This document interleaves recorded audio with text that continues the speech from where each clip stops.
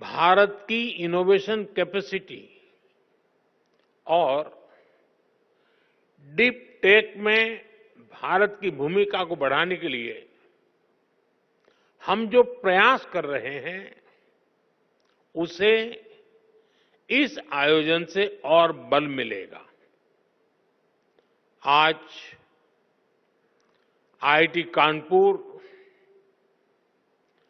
और आईआईटी बॉम्बे में AI, intelligence system और bio science, biotechnology, health and medicine के सुपर हब्स की शुरुआत हो रही है। आज वाधवानी इनोवेशन नेटवर्क का भी आरंभ हुआ है। अनुसंधान नेशनल रिसर्च फाउंडेशन के साथ मिलकर रिसर्च को आगे बढ़ाने का संकल्प भी लिया गया है। मैं इस प्रयास के लिए वाधवानी फाउंडेशन को, हमारी आईआईटीज को और दूसरे सभी स्टेक होल्डर्स को बहुत बहुत बधाई देता हूं। आपके इनिशिएटिव के साथ है।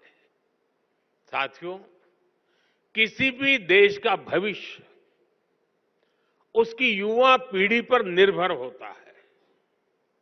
इसलिए ये जरूरी है कि हम अपने युवाओं के भविष्य के लिए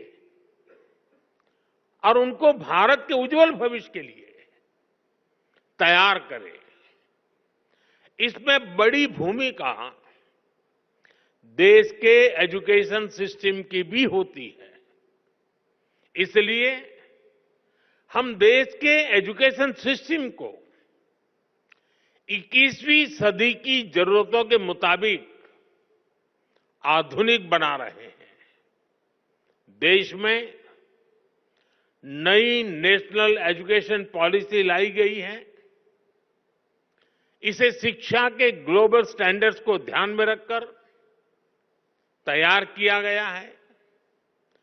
नई एजुकेशन पॉलिसी आने के बाद हम भारतीय एजुकेशन सिस्टम में बड़ा बदलाव भी देख रहे हैं। National curriculum framework, learning teaching material और क्लास 1 से लेकर क्लास 7 तक नई टेक्स्ट बुक तैयार कर ली गई है। पीएम ई विद्या और दीक्षा प्लेटफॉर्म के तहत one nation one digital education infrastructure का निर्माण किया गया है। ये इंफ्रास्ट्रक्चर एआई बेस्ड है और स्केलेबल भी है। इसका इस्तेमाल देश की 30 से ज्यादा भाषाओं और 7 विदेशी भाषाओं में टेक्स्ट बुक्स तैयार करने के लिए हो रहा है। दुनिया के टॉप 500 हायर एजुकेशन इंस्टीट्यूट्स में भारतीय संस्थानों की संख्या भी पिछले 10 वर्षों में तेजी से बढ़ी है। अब विदेशों में हमारे प्रमुख संस्थानों के कैंपस खुल रहे हैं। अबू धाबी में आईआईटी दिल्ली, तंजानिया में आईआईटी मद्रास, इसके कैंपस खोले गए हैं। दुबई में आईआईएम अहमदाबाद का कैंपस खोले जाने की तैयारी है। और ऐसा नहीं है कि सिर्फ हमारे टॉप संस्थान ही बाहर कदम रख रहे हैं, बाहर के भी टॉप संस्थान भारत आ रहे हैं। भारत में दुनिया की टॉप यूनिवर्सिटीज के कैंपस खुलने की शुरुआत हो चुकी है। इससे एकेडमिक एक्सचेंज बढ़ेगा, रिसर्च की फील्ड में कोलैबोरेशन बढ़ेगा, हमारे छात्रों को क्रॉस कल्चरल लर्निंग का एक्सपोजर भी मिलेगा। साथियों, टैलेंट, टेम्परामेंट और टेक्नोलॉजी की ट्रिनिटी ही भारत के भविष्य को ट्रांसफॉर्म करेगी। इसके लिए हम भारत के बच्चों को बचपन में ही जरूरी एक्सपोजर दे रहे हैं। अभी हमारे साथी धर्मेंद्र जी ने विस्तार से बताया, हमने अटल टिंकरिंग लैब जैसे इनिशिएटिव लिए हैं।